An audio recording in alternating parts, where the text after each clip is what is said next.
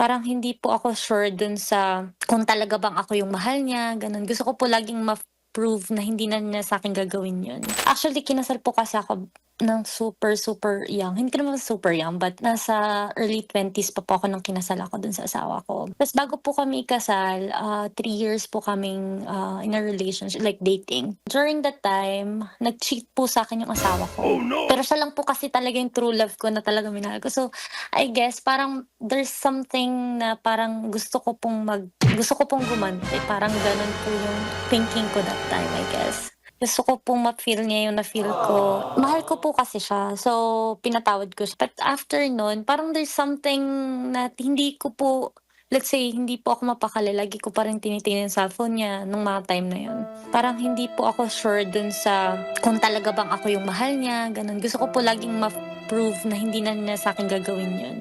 Na-prove niya po nung time na bago kami ikasal. But after nun po kasi, nagkaroon na naman po ng another issue, like hindi ko po siya na-caught na cheat. Nakitaan ko po kasi siya ng some photos na sinend sa kanya ng mga ka-workmates niya na nag-iinom sila, may kasama silang girl, and then parang nakayakap sa kanya, mga gano'n po.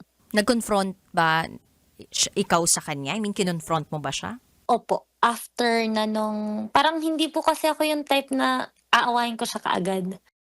Wow! Enjoy na enjoy sa mga videos namin. Nako, Marami pa niyan dito, kabisyo. Kaya para mas feel good ka, I-like mo na ang video na to. At mag-subscribe na sa aming YouTube channel! Don't forget to click the notification bell Para lagi kang updated sa amin.